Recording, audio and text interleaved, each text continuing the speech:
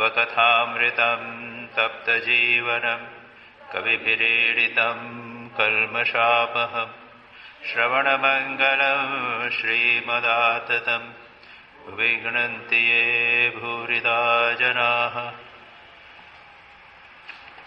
श्री रामकृष्ण वचनामृत का हम पाठ कर रहे हैं। परिच्छेद 73, 2 जनवरी 1884। श्री रामकृष्ण के पास एक तांत्रिक भक्त आए हैं। उनसे श्री रामकृष्ण ने जो बातचीत की वह हमने पढ़ा। साथ में एक जय गोपाल सेन करके भक्त भी आए हैं और उनसे श्री रामकृष्ण वार्तालाप कर रहे हैं। जय गोपाल से उन्होंने पहले तो कहा कि किसी से भी विद्वेष न करो, साकारवादी निराकारवादी सभी उनकी ओर जा रहे हैं।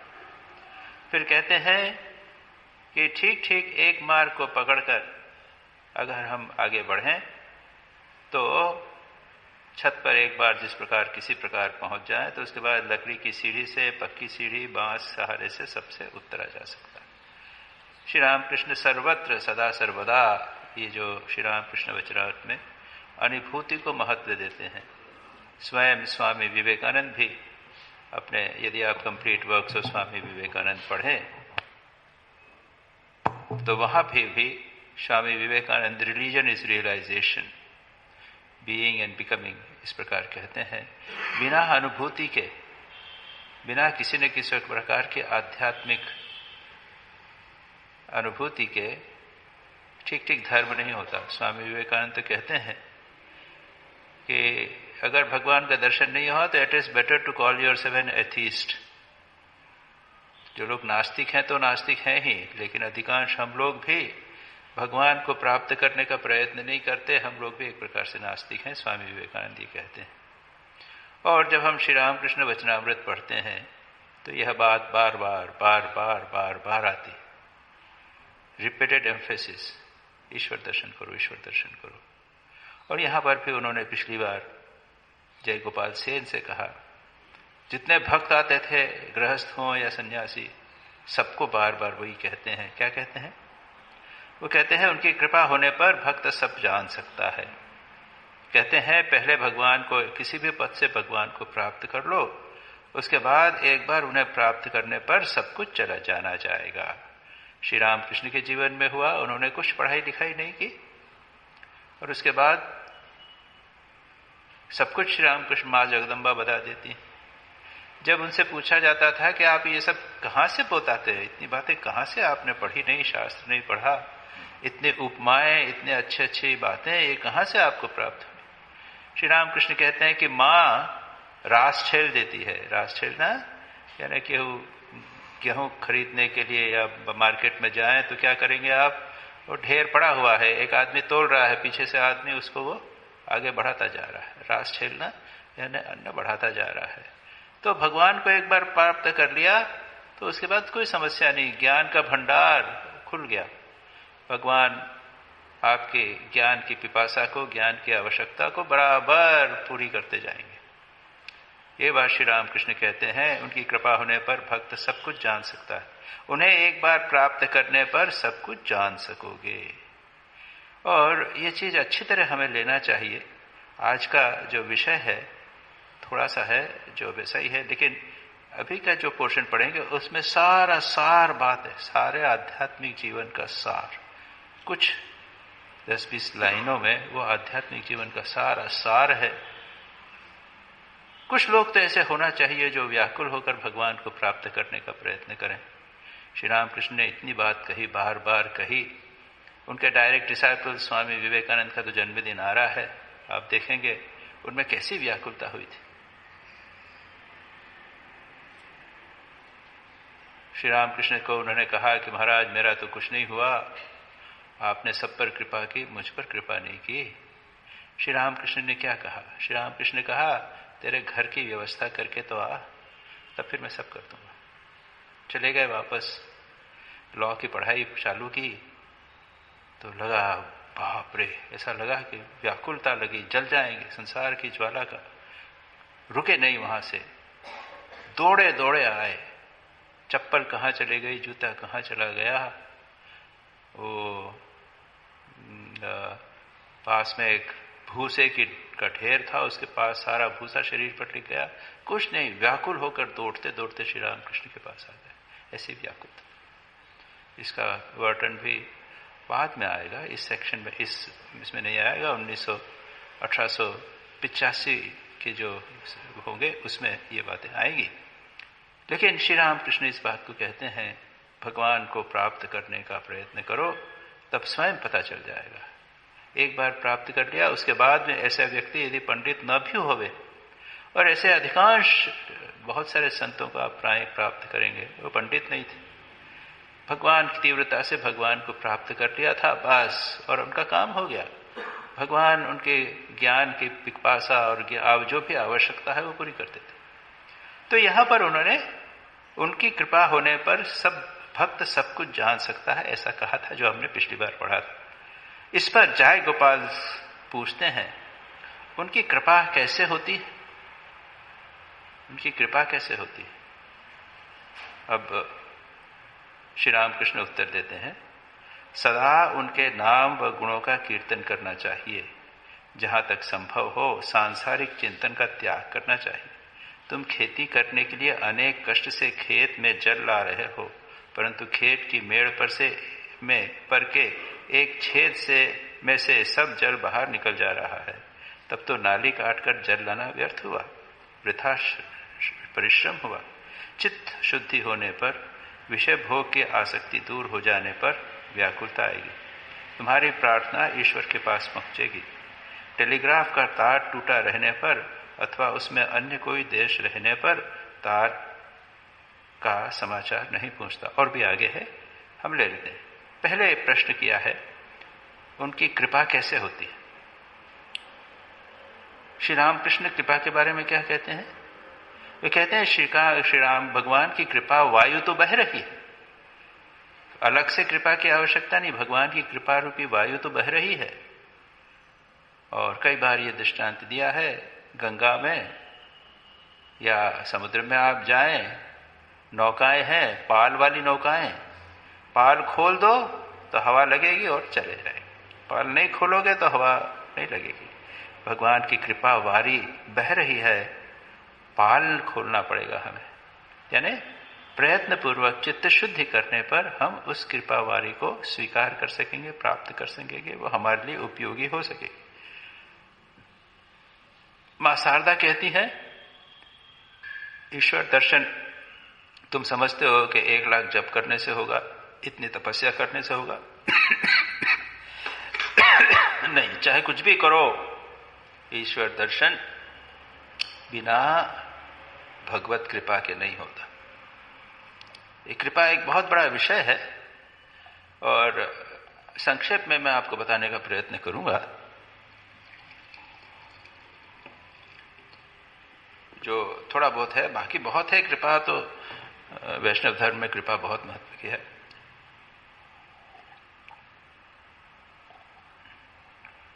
तो कृपा है क्या? कृपा है जिसे हम कहेंगे ईश्वरीय विधान।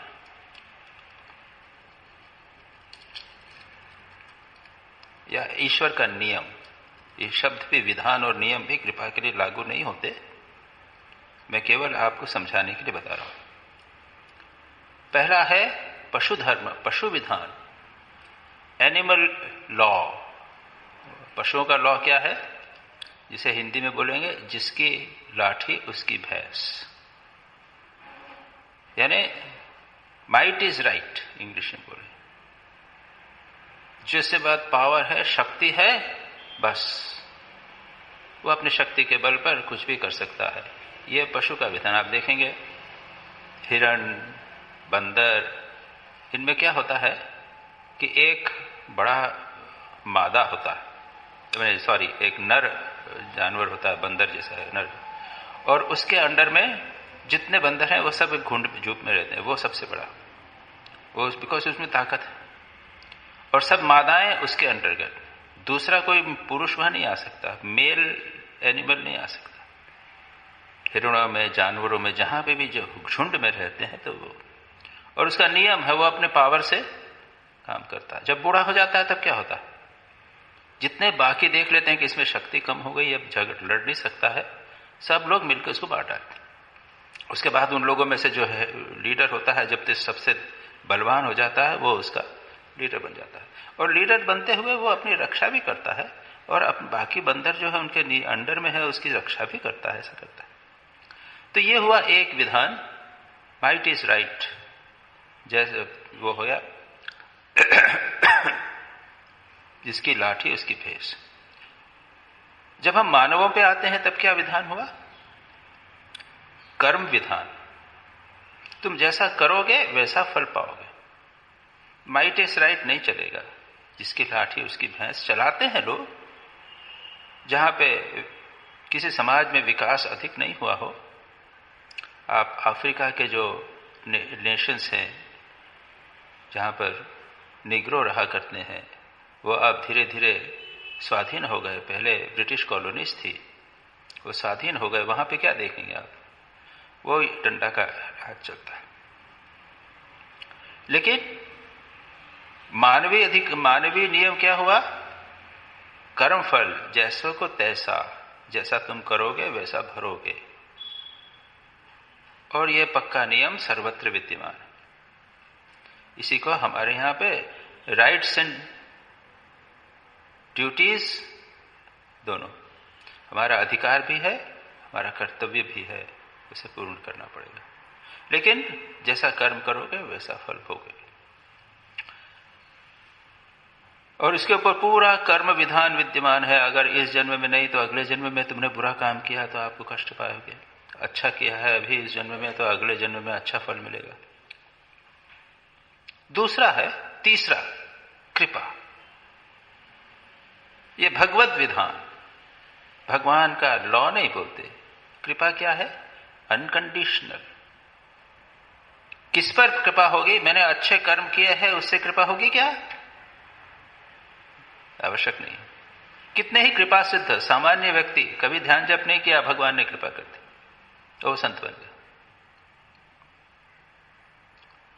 तो ये कृपा जो है किसी भी नियम या किसी भी कि ऐसा करने से ऐसा होगा, ऐसा करने से कृपा होगी, ऐसा कुछ नहीं। कठोर तपस्या की तो भी नहीं होगा। श्री राम कृष्ण कहते थे भगवान कैसे हैं, बच्चे जैसे हैं। बच्चे को आपने एक अच्छा कपड़ा दिया तो पहन हाथ में रखा है, नहीं मैं नहीं दूंगा किसी को, बार बार मांगे तो नहीं देगा। मूड आया तो चलते रास्ते किसी को दे दिया। ये कृपा, भगवान की कृपा भी कोई भी उसमें नियम नहीं चलता, अपनी इच्छा से भगवान करते हैं। तो ये कृपा की बात जो है उसको गीता में क्या कहा, दैवमेवत्र पंचमम। खैर वो थोड़ा दूसरे संदर्भ में है, अधिष्ठानम तथा कर्ता करणम च पृथक विधम विविधाश्च पृथक चैषा दैवमेवात्र पंचमम। समस्त कर्मों के पीछे एक दैव है, अनसर्टन प्रिंसिपल। ये थोड़ा सा भिन्न हो गया, लेकिन जहां तक कृपा का प्रश्न है इसमें कोई नियम नहीं, भगवान की जैसी इच्छा वैसा वो कृपा करे। और बहुत सारे कृपा सिद्ध संतों की जीवनियां भी हैं। लेकिन यहां पर श्री रामकृष्ण कुछ भिन्न बात बोलते हैं। जय गोपाल ने पूछा कि कृपा कैसे प्राप्त हो। श्री रामकृष्ण ने कहा सदा उनके नाम व गुणों का कीर्तन चाहिए। हम तो ये कहेंगे कि श्री रामकृष्ण ये जो कह रहे हैं वह पाल खोलने की बात है। कृपा तो है, हमको कृपा नहीं छू पाती इसलिए कि हम साधना नहीं करते। हम साधना के द्वारा श्री रामकृष्ण कृष्ण भगवान की जो कृपा है उसको जान नहीं पाते। इसलिए श्री रामकृष्ण कहते हैं दो बातें अत्यंत महत्वपूर्ण सार बातें। एक है सदा उनके नाम व गुणों का कीर्तन करना चाहिए, और फिर दूसरा सांसारिक चिंतन का त्याग करना चाहिए। सीधी बात।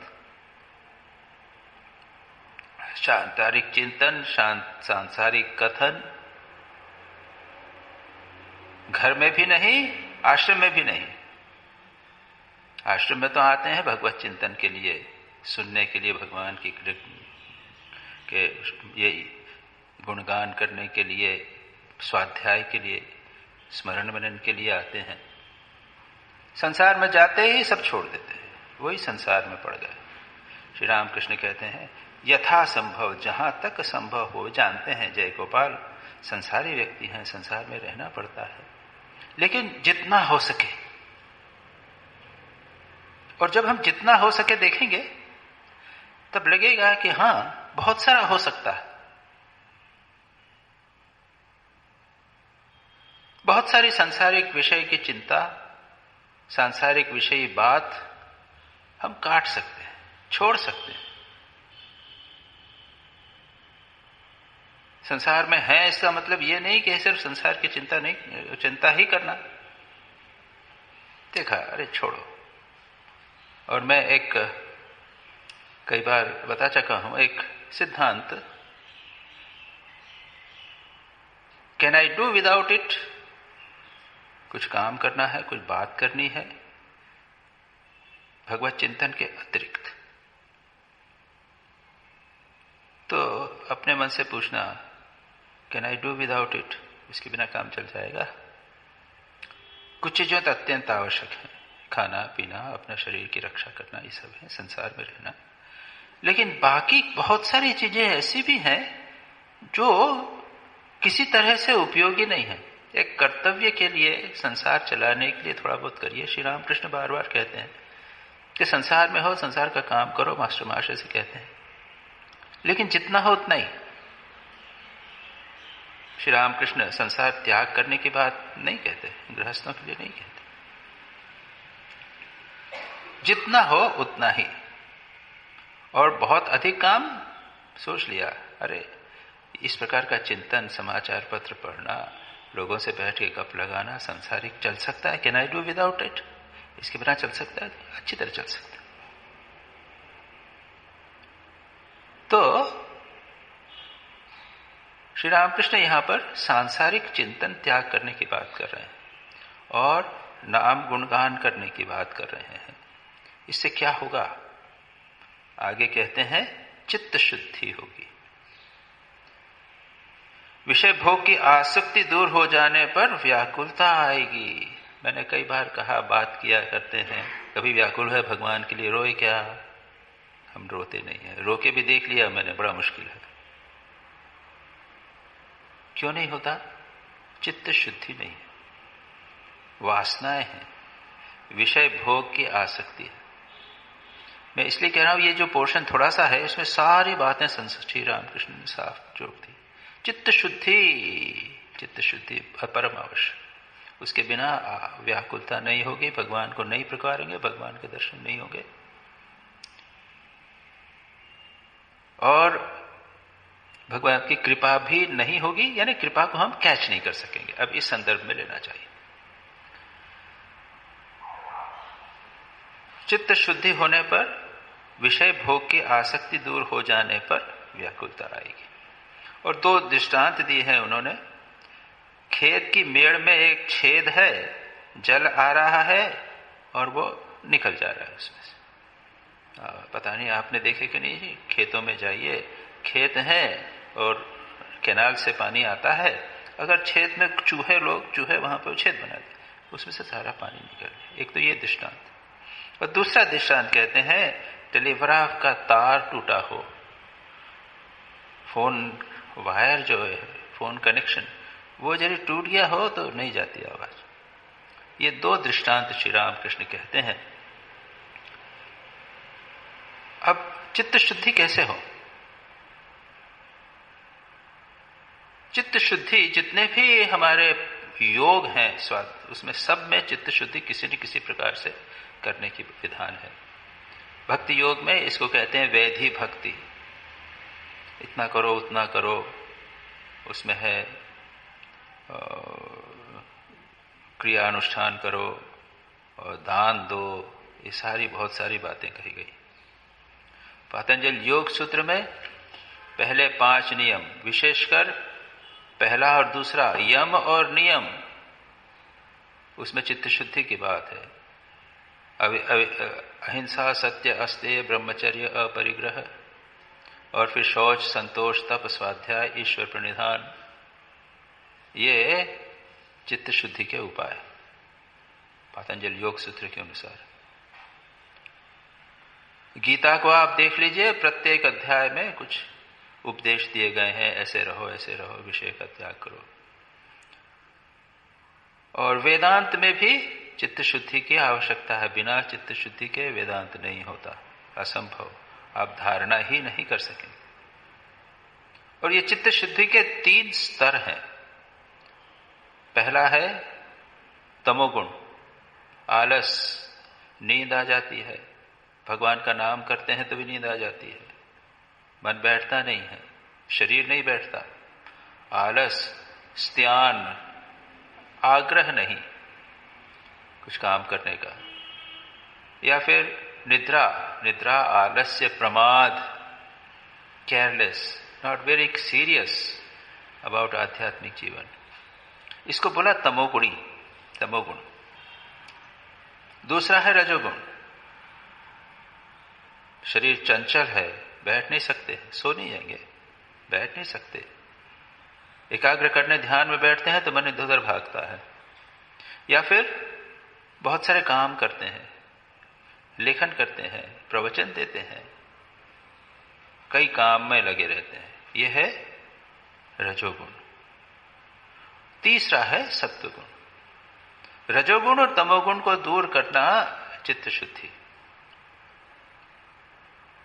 और इसीलिए वेदांत में सबसे पहले कहते हैं कि आपको वर्णाश्रम धर्म का निष्ठापूर्वक पालन करना चाहिए।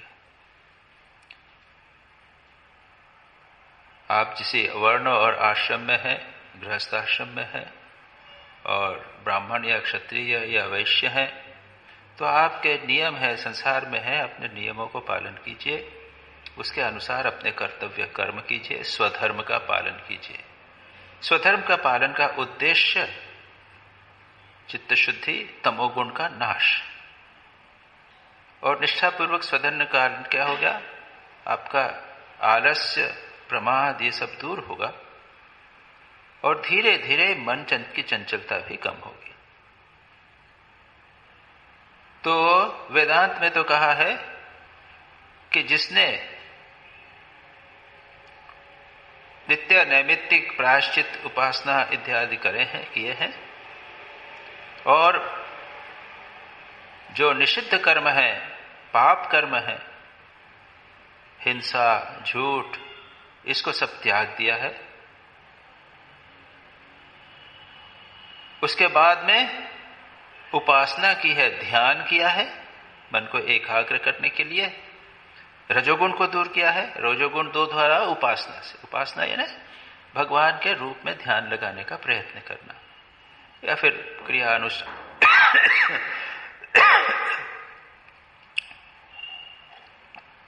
पूजा अर्चा इत्यादि।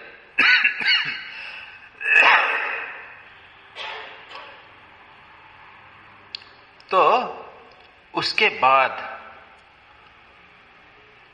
जब रजोगुण और तमोगुण दूर हो जाएंगे, सत्वगुण आएगा, तब हम भगवान की कृपा का अनुभव कर सकें।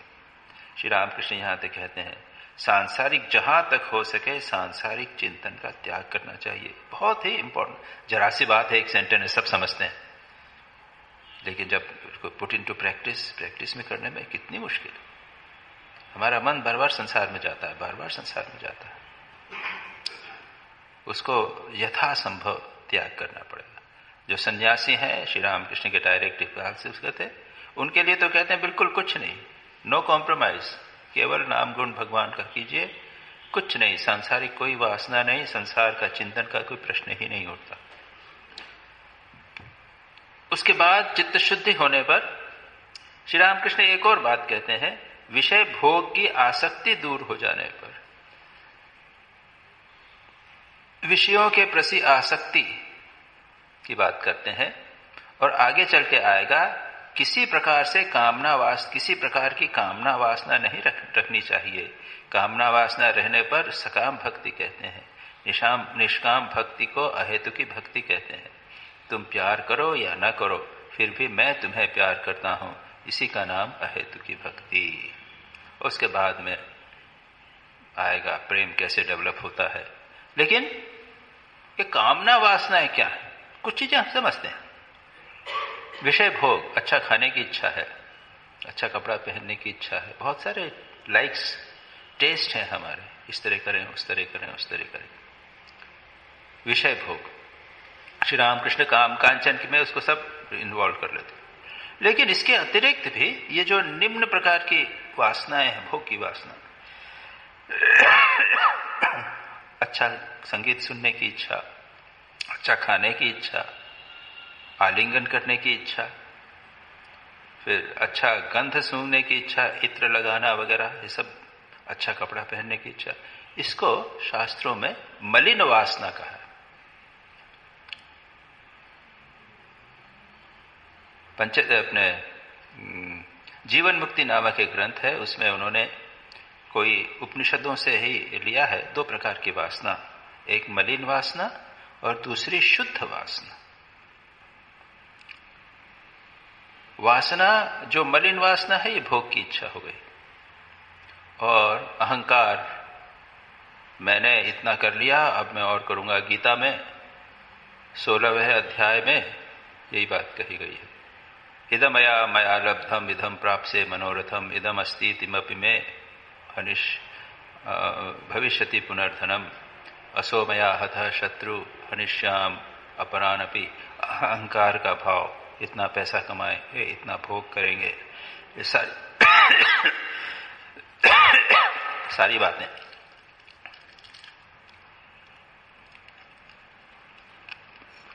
लेकिन ये तो हुई मलिन से मलिन। शास्त्रों में मलिन वासना के और भी 3 प्रकार दिए। कौन सी? लोकेशना, शास्त्रेशना और चित्तेशना, देहेशना, शरीरेशना। यानी क्या? शास्त्र पढ़ने की इच्छा, मैंने वेदांत पढ़ लिया है, अब थोड़ा न्याय पढ़ेंगे, या पातंजल योग सूत्र पे और कौन सी किताबें हैं पढ़ेंगे। एक शास्त्र से संतोष नहीं, वेदांत पढ़ने से संतोष नहीं, न्याय भी करेंगे, वैशेषिक पढ़ेंगे, सांख्य दर्शन पढ़ेंगे, सांख्य कारिका पढ़ेंगे, ये सब पढ़ेंगे। या फिर और आगे जाइए, एक ही पातंजल योग सूत्र के ऊपर 10 टिप्पणियां सबकी सब पढ़ें। एक ही शास्त्र या एक ही सिद्धांत वेदांत का विस्तार, कितनी किताबें, कितनी चाहिए आपको? इतनी सारी किताबें। ये हुआ शास्त्र वासना, इसको भी मलिन वासना का। दूसरा है लोकेशना, लोक वासना, मेरा नाम होए, संसार में मेरा नाम होवे, मुझे कुछ पदवी मिले, मैं फलाना जगह जाऊंगा, लोग मुझे आइए बैठिए प्रेजेंट करेंगे, फूल की माला देंगे, बुके देंगे। संसार में लोगों के सामने प्रतिष्ठा प्राप्त करने की लोक वासना। और तीसरी है देह वासना, शरीर अच्छा खाना पीना, हृष्ट पुष्ट, दूध लेंगे, प्रोटीन लेंगे, फिर विटामिन टेबलेट खाएंगे, शरीर को अच्छा रखेंगे। घोर अहंकार और काम और धन पैसा, इसकी वासना त्याग दे के भी ये 3 वासनाएं और रह जाती। लेक्चर देंगे, आर्टिकल लिखेंगे, खूब डिटेल, मन इसी में लगा रहता है। फिर ये मन भगवान में कहां जाएगा? कैसे जाएगा? आएगा श्री रामकृष्ण और भी बात कहेंगे, मास्टर महाशय से कहेंगे, वो आगे जाकर वो कहते हैं विचार बुद्धि, अब विचार मत करना, इत्यादि इत्यादि है।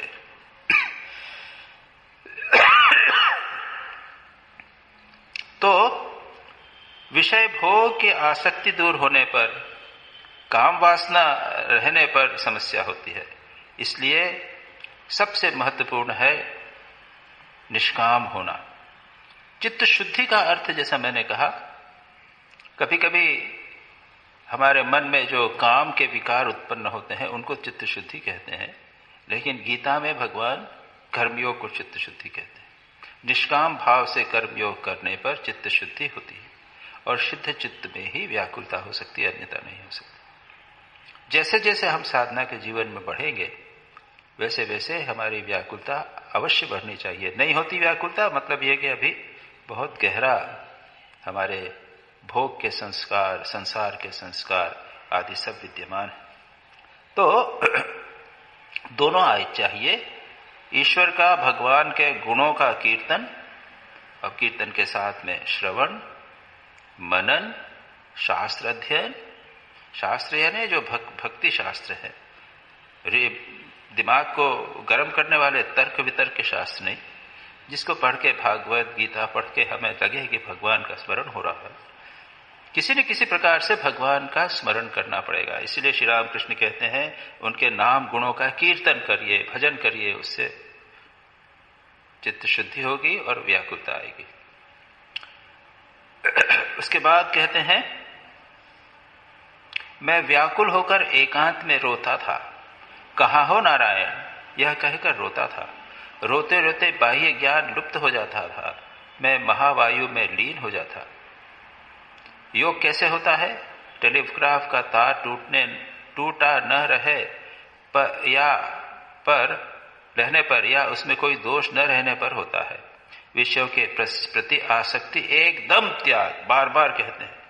पहले तो यहां कहा था जहां तक संभव हो सांसारिक चिंतन, और यहां कहते हैं विषय की प्रति आसक्ति एकदम त्याग। बहुत मुश्किल है। संसार हमको खा रहता है, हमारे संस्कार इतने गहरे हैं कि हम भगवत चिंतन नहीं कर पाते। सांसारिक चिंतन, तीर्थ में जाकर भी सांसारिक चिंतन होता है। इसलिए श्री रामकृष्ण बार बार कहते हैं इस चीज को, विषयों के प्रति आसक्ति का एकदम त्याग। और इसके त्याग के कई लेवल्स हैं। यतमान, जब हम कुछ त्याग करने का प्रयत्न कर रहे हैं, खाने पीने की इच्छा का त्याग कर रहे हैं, अच्छे कपड़े नहीं, इच्छा है लेकिन नहीं, छोड़ो, अभी है बहुत सारे अच्छे कपड़े हैं, ज्यादा करके क्या होने वाला है, विचार करके हम प्रयत्न कर रहे हैं। दूसरा लेवल आता है व्यतिरेक, कुछ भोगों का त्याग हो चुका है, उस ओर मन नहीं जाता, खाने पीने की इच्छा नहीं है, थोड़ी सैर सपाटे की इच्छा अभी भी है, व्यतिरेक। उसके बाद में है था एकेंद्रिय, जब इंद्रियों की आसक्ति पूरी छूट गई, मन में आसक्ति है, मन अभी भी विषयों की तरफ चला जाता है लेकिन बाह्य भोग न भी करते हुए मन में अभी है, और उसी को दूर करने के लिए श्री रामकृष्ण कहते हैं कि भगवत चिंतन करो, भगवान के प्रति आसक्ति करो। श्रीमद् भागवत में एक श्लोक है, मुझे याद नहीं है, कि जिस प्रकार विषयों में मन लगता है, अपवित्र मन विषयों में लगता है, उसी प्रकार आप अगर जिसका चिंतन करोगे धीरे धीरे उसका स्मरण, उसके अंदर आसक्ति आ जाएगी। उसी प्रकार कहते हैं भागवत में कि विषयों का चिंतन करने से विषयों में मन आसक्त होता है, भगवान का चिंतन करने से भगवान में मन आसक्त होता है। करके देखें, जितना करेंगे धीरे धीरे धीरे श्री रामकृष्ण वचनामृत पढ़ने, भागवत पढ़ने, श्री राम गीता पढ़ने, इसमें रुचि आ जाएगी। ये बहुत महत्वपूर्ण बात श्री रामकृष्ण कहते हैं। उसके बाद श्री रामकृष्ण कहते हैं व्याकुलता की बात, और उसके बाद पहले पूरा पढ़ लेते हैं। किसी प्रकार की कामना वासना नहीं चाहिए, कामना वासना न रहने पर उसे सकाम भक्ति कहते हैं। निष्काम भक्ति को अहेतु की भक्ति कहते हैं। तुम प्यार करो न करो फिर भी मैं तुम्हें प्यार करता हूं, इसी का नाम है अहेतु की भक्ति। बात यह है उनसे प्रेम करना, प्रेम गहरा होने पर दर्शन होता है। पति पर सती का आकर्षण, संतान पर मां का आकर्षण और विषय प्रिय व्यक्ति का सांसारिक विषयों के प्रति आकर्षण, ये तीन आकर्षण यदि एक ही साथ हो तो ईश्वर दर्शन का होता है, विषय होता है। दूसरी बात आ गई, एक तो काम वासना इत्यादि को त्याग करना, कहा ना, किसी प्रकार की कामना वासना नहीं होनी चाहिए। अगर है तो क्या करें, और ये 3 प्रकार की आसक्ति, पति पर सती का प्रेम, तीव्र आसक्ति। दूसरा, संतान पर मां का आकर्षण, बच्चे के बिना रह नहीं सकती, निरंतर उसका ही चिंतन रहता है। और तीसरा, विषय प्रिय व्यक्ति का सांसारिक विषयों के प्रति आकर्षण। यही बात ध्रुव ने कही थी जब प्रहलाद का आविर्भाव हुआ, नरसिंह भगवान का जब अवतार हुआ, और जब उन्होंने हिरण्यकश्यप को मारा और उसको कहा कि तुम वर मांगो, तो प्रहलाद ने अपने लिए तो कुछ नहीं मांगा, उन्होंने यही कहा था कि पिताजी को आप क्षमा कर दीजिए, एटसेट्रा एटसेट्रा। और फिर वो कहा था, यह प्रीति रविवेकी नाम विषयेषु अनपायिनी त्वाम अनुस्मरतः सा मे हृदयात् मापसर्पतु। क्या? अनपायिनी, नष्ट न होने वाली प्रीति,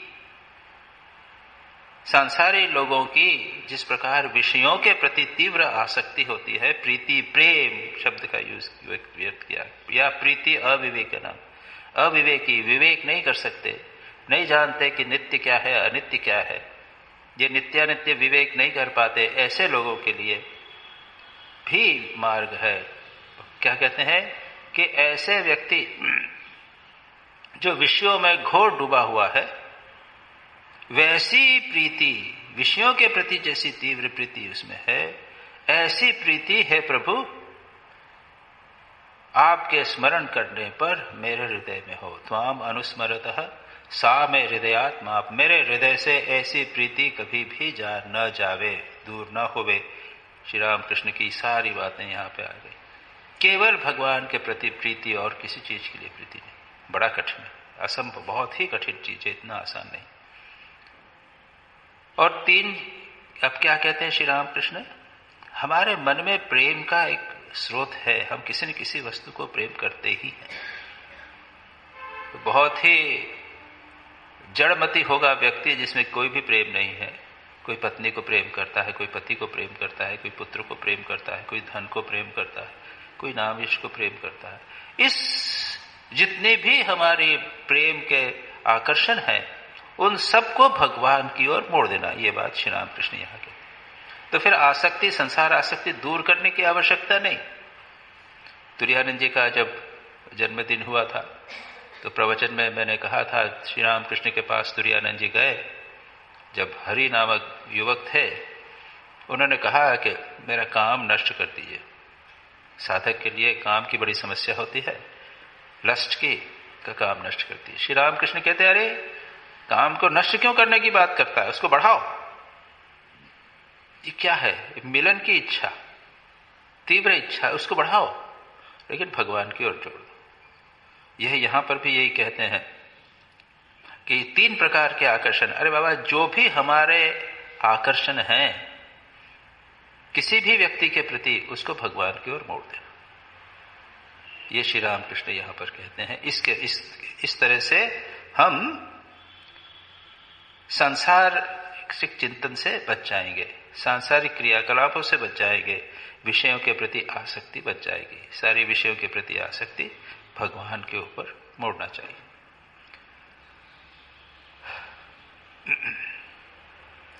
इस पर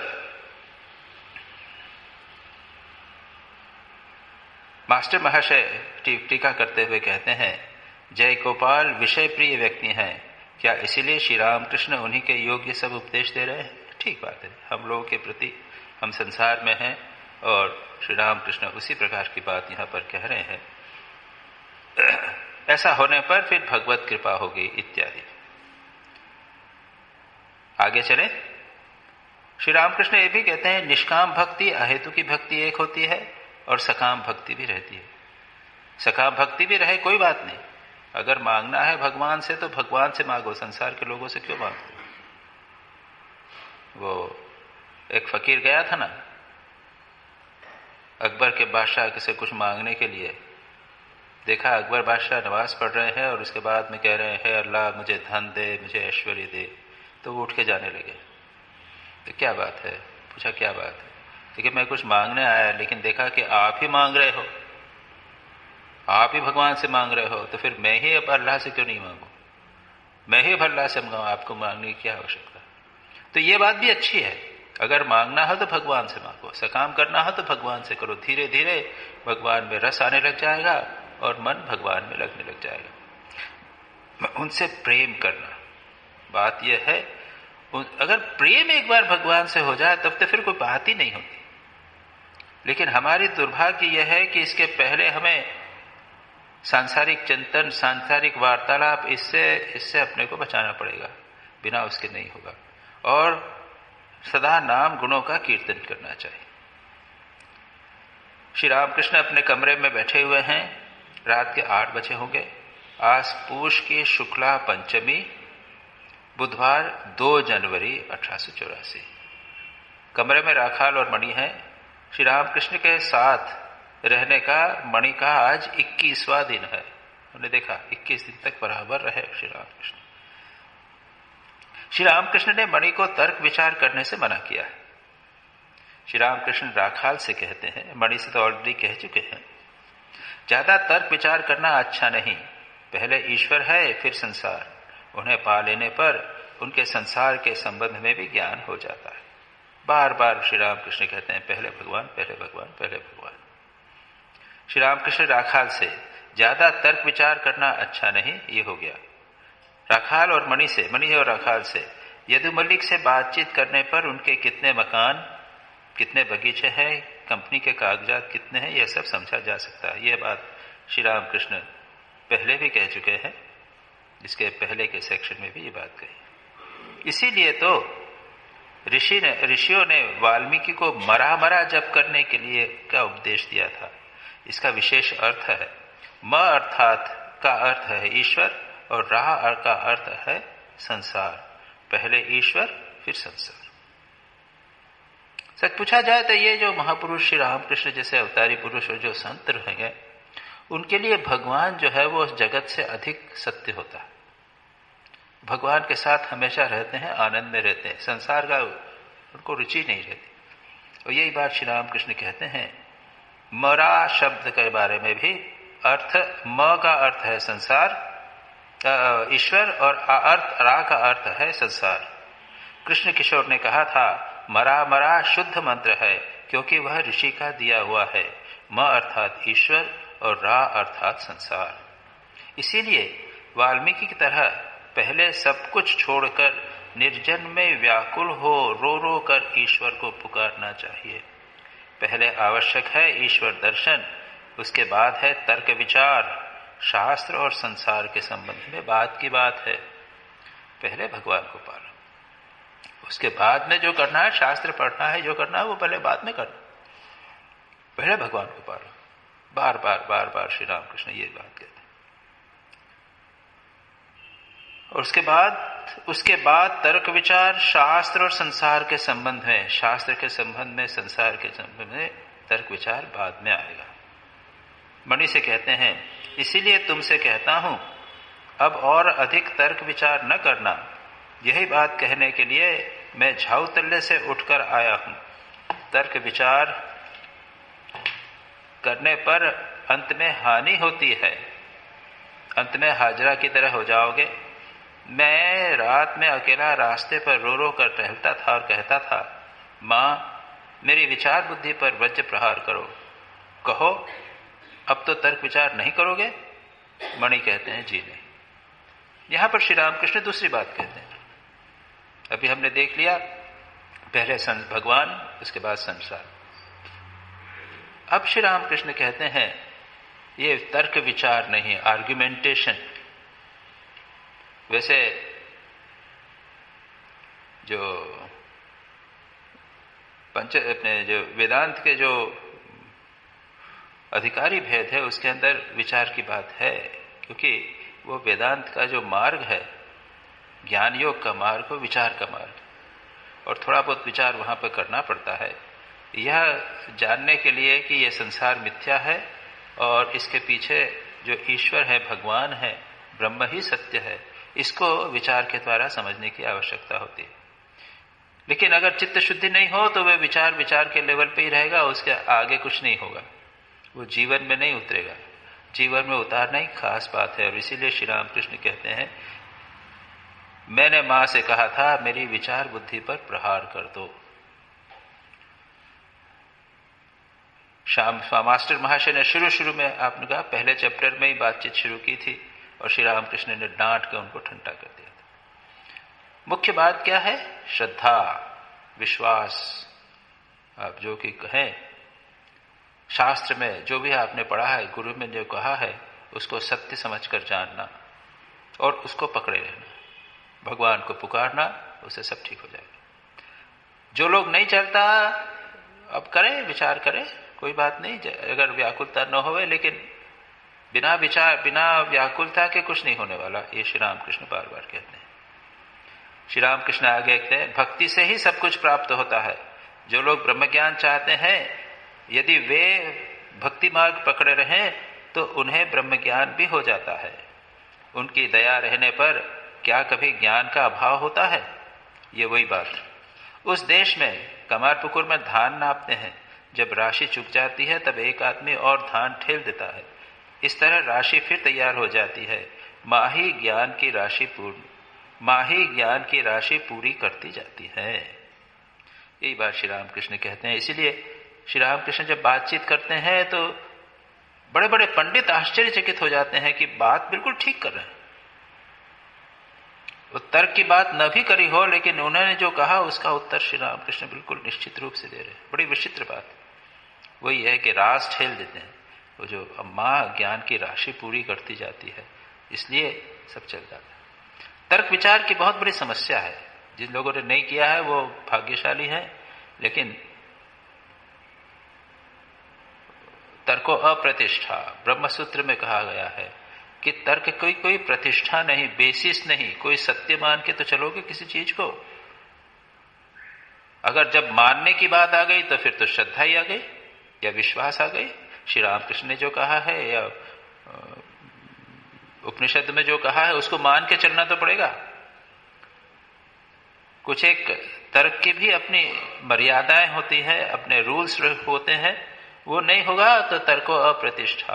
आज स्वामी विवेकानंद परम विद्वान थे, वराहनगर मठ में जब रहते थे, उनके साथ में और भी साधु ब्रह्मचारी अन्य साधु श्री रामकृष्ण के शिष्य आदि थे। उनमें काली तपस्वी जो आगे चलकर स्वामी अभेदानंद हुए, वो वेदांत पढ़ा करते थे, बड़े पंडित थे। उनके साथ श्री रामकृष्ण स्वामी विवेकानंद विचार किया करते, तर्क किया करते थे। एक दिन घोर तर्क हुआ, स्वामी विवेकानंद हर बार जीत जाते थे। एक जगह क्या किया, उन्होंने एक पक्ष लिया, किसी भी बात के ऊपर एक पक्ष लिया कि भाई ये जगत है मिथ्या, अब सिद्ध करो। खूब विचार हुआ, समाप्त जब हो गया, श्री रामकृष्ण कहते हैं, स्वामी विवेकानंद कहते हैं, अच्छा अब कल मैं तुम्हारा पक्ष लेके सिद्ध करूंगा। बिल्कुल विपरीत, जगत सत्य है ये लेके मैं तुमसे विचार करूं, बिल्कुल विपरीत, और दोनों में भी जीत जाए तो फिर सत्य क्या है? तर्क, इसीलिए तर्क अप्रतिष्ठा, तर्को अप्रतिष्ठा। इसलिए शास्त्र को मानकर चलना। भाई शास्त्र में, गीता में जो लिखा है वो ठीक है, या उपनिषदों में लिखा है वो ठीक है, और जितने भी तर्क विचार हों उसको उसके अनुकूल होना चाहिए, प्रतिकूल नहीं होना चाहिए। तो मैं जो कह रहा था, स्वयं स्वामी विवेकानंद कहते हैं तर्को वो सिद्ध करते हैं, स्वयं एक पक्ष लेकर एक दिन विचार करते हैं, दूसरे दिन दूसरा पक्ष लेकर विचार। इसीलिए श्री रामकृष्ण कहते हैं कि विचार करने से टाइम वेस्ट होता है, याद रखिए। बहुत बड़ी विद्वत्ता की पुस्तकें पढ़ने से टाइम वेस्ट होता है, भगवान में भक्ति नहीं होती। भक्ति शास्त्र ही पढ़ना चाहिए। नारद भक्ति सूत्र में है, भक्ति शास्त्रानी क्या है, एक सूत्र है, भक्ति के शास्त्र जो हैं उनका अध्ययन निश्चित रूप से अवश्य करना चाहिए। बाकी तर्क वाली बात नहीं। सच पूछा जाए, जो शंकर भाष्य हैं, उपनिषद हैं, उपनिषद के ऊपर शंकराचार्य ने भाष्य लिखे हैं, कमेंट्रीज लिखी हैं, वहां पर पूर्व पक्ष करके एक क्वेश्चन उठाया जाता है। कोई कहता है ये यहां पे ऐसी बात लिखी है, ईशावास्यमिदं सर्वम, ये तो ठीक नहीं है, ईश्वर कहाँ है, ईश्वर तो दिखता नहीं है, यहां बोल दिया। ये प्रश्न उठाते हैं। उद्देश्य क्या है? उस बात को जो शास्त्र में लिखी है उसको अच्छी तरह समझने के लिए तर्क किया जा सकता है। केवल तर्क मात्र के लिए तर्क ये श्री रामकृष्ण नहीं पसंद करते। नरेंद्र जहां पर, स्वामी विवेकानंद जहां पर वार्तालाप करते थे, बातचीत किया करते थे, श्री रामकृष्ण लाटू महाराज को कहते थे, वो तो निरक्षर थे, बस सर्वेंट बॉय थे, कि जा वहां जाके सुन नरेंद्र क्या बात कर रहा है। और स्वामी विवेकानंद प्रखर बुद्धि, अत्यंत तर्क, वहापोह जिसे कहते हैं, प्रॉस एंड कॉन, किसी भी विषय के पक्ष में और विपक्ष में बातचीत करने में अत्यंत पटु थे। लाटू महाराज को श्री रामकृष्ण वो कहते हैं कि जा बात कर, वहां जा रहा है नरेंद्र, वहां बातचीत करेगा तो सुन। गए, वहां पे बहुत सारे लोग बैठे हुए थे, नरेंद्र बातचीत कर रहे हैं। तो जो लौट के आए तो स्वामी श्री रामकृष्ण से कहते हैं, अच्छा क्या बात हुई बता। तो उसने कहा कि नरेंद्र कह रहे थे कि ये जगत जो है अपने आप चलता है, जो शक्ति है शक्ति के द्वारा चलता है, जो जगत में जो कुछ कार्य होता है वो शक्ति के द्वारा हो रहा है। तो श्री रामकृष्ण लाटू महाराज से पूछते हैं, तूने क्या किया, तू क्या बोला? लाटू महाराज अपना संस्मरण बताते हुए कहते हैं, मैं क्या बोलता, मैंने चुपचाप रहा। श्री रामकृष्ण से ने फिर श्री रामकृष्ण, क्यों, तू यहां पे बहुत सारी बातें सुन के आता है, तू बोल नहीं सकता था कि जहां शक्ति है वहां पर शक्तिमान भी होना चाहिए? अगर शक्ति है तो शक्ति को धारण करने वाला शक्तिमान व्यक्ति भी होना चाहिए। ये विचार। तो इस प्रकार से बहुत सारे विचार हैं। श्री रामकृष्ण कहते हैं ज्यादा विचार में नहीं पड़ो। और रामकिंकर जी उपाध्याय, आप लोगों ने संभवतः नाम सुना होगा, कभी आपने उनको सुना नहीं है। रामचरितमानस के प्रकांड विद्वान थे, बहुत सारे प्रवचन इत्यादि दिया करते थे। वो वहां कहते हैं, एक जगह उनका मानस चिंतन के दूसरे भाग में है वो कहते हैं विचार का उद्देश्य है विश्वास की प्रतिष्ठा। विचार अगर करना है, विवेक अगर करना है, तो इसका उद्देश्य यह है कि गुरु और शास्त्र और जो मेरी साधना पद्धति है उसमें मेरी निष्ठा दृढ़ हो जाए, इसके लिए करना, उसका उद्देश्य ये। तो अगर विचार करना हो तो इसलिए कि भगवान के प्रति हमारा अनुराग बढ़े। श्री रामकृष्ण वचनामृत, स्वामी विवेकानंद का साहित्य इत्यादि आप यदि पढ़ेंगे तो आप देखेंगे कि हमारा विश्वास भगवान के प्रति दृढ़ हो रहा है, हमारा मन भगवान में लगने लगा है। और तब उसके बाद में ब्रह्म ज्ञान भी हो सकता है। श्री रामकृष्ण कहते हैं भक्ति से ही सब कुछ प्राप्त होता है। जो लोग ब्रह्म ज्ञान चाहते हैं, यदि वे भक्ति मार्ग पकड़े रहें तो उन्हें ब्रह्म ज्ञान भी हो जाता है। भक्ति, प्रेम, इसको श्री रामकृष्ण महत्व दे रहे हैं। उनके दया रहने पर क्या कभी ज्ञान का अभाव होता है? और फिर उन्होंने वो राशि का बता दिया, एक बार भगवान को पा लीजिए तो ज्ञान की कोई कमी नहीं होगी। उन्हें प्राप्त कर लेने पर पंडितगण सब घास पात की तरह जान पड़ते हैं। पद्मलोचन ने कहा था, तुम्हारे साथ अछूतों के घर की सभा में भी जाऊंगा, इसमें भला हर्ज क्या है? तुम्हारे साथ चमार के यहां भी जाकर मैं भोजन कर सकता हूं। ये भक्ति के कारण। श्री रामकृष्ण कहते हैं भक्तों की कोई जात नहीं होती। ये जाति प्रथा दूर करने के लिए रामकृष्ण मिशन का मुख्य सिद्धांत है भक्त बन जाओ। तो जो भक्त है वो एक जात, अपनी जात एक अलग जात होती है। दक्षिणेश जयराम बाटी में मां शारदा रहा करती थी, उनके भक्त भी आते थे, बाहर से लोग आते थे। एक किसी का संस्मरण है, उन्होंने देखा है कि एक बच्चा दूसरे लड़के से पूछ रहा है, वो गांव में खेल रहे हैं, ये कौन है रे? आ रहे हैं कि ये भक्त हैं। मां शारदा के पास आ रहे हैं, कहते ये भक्त हैं। ये भक्तों की अपनी एक जात हो गई।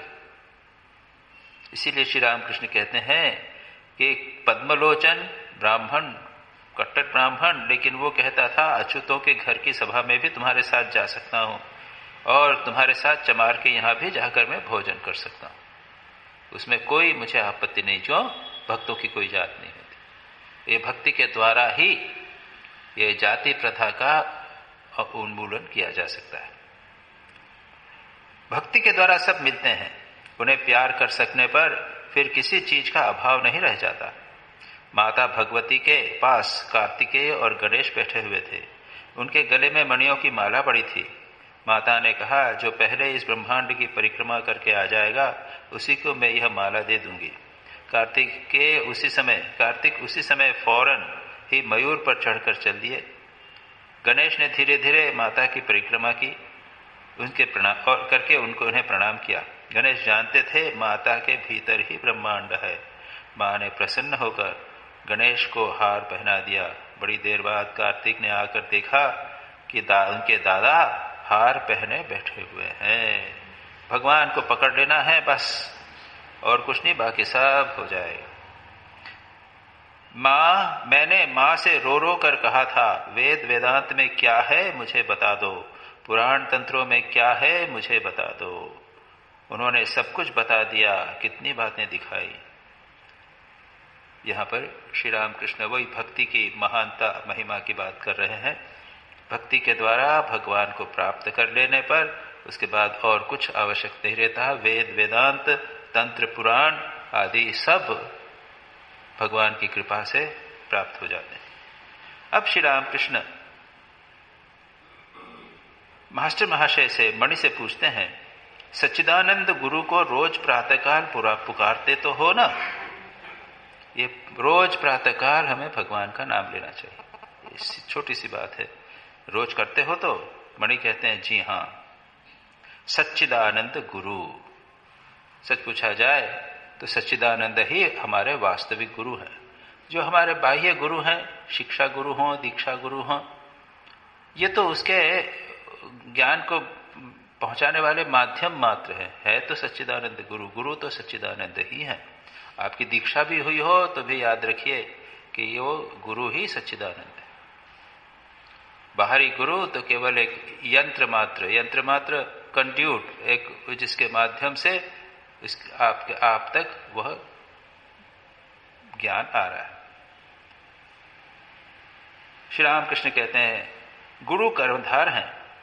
फिर देखा मैं अलग हूं, तुम अलग। फिर कूदा और मछली बन गया। देखा कि सच्चिदानंद समुद्र में आनंद पूर्वक विचर रहा हूं। ये सब बड़ी ही गुह्य कथाएं हैं। तर्क विचार करके क्या समझोगे? वे जब दिखा देते हैं तब सब प्राप्त होता है, किसी वस्तु का अभाव नहीं रहता। और जितने भी पंडित श्री रामकृष्ण के पास आते थे, वो देखते ही पहचान जाते थे कि अरे, हमने जिस शास्त्र को पढ़ा है उसका सार तो श्री रामकृष्ण ने ग्रहण किया। सारा सार उनके पास विद्यमान है, सारी बातें वे जानते हैं। हम लोग तो किताब पढ़ के बातचीत करते रहे, लेकिन सारा सार श्री रामकृष्ण को कहते हैं कि श्री रामकृष्ण को प्राप्त हुआ था। और वही श्री रामकृष्ण कहते हैं, व्याकुल होकर भगवान को पुकारें। रोज कम से कम थोड़ी देर तो भगवान को पुकारें। बैठ के नाम ध्यान जप तो करते हैं, हम जप करते हैं, लेकिन थोड़ा व्याकुल होकर प्रार्थना करना ये अवश्य करना चाहिए। थोड़ा नई जीवन का कोई संदेश मिले, साधना का कुछ आस्वादन मिले, ये प्रयास अवश्य करना चाहिए। यहीं पर छोड़ते हैं, आगे शुक्रवार 4 जनवरी की बात आएगी।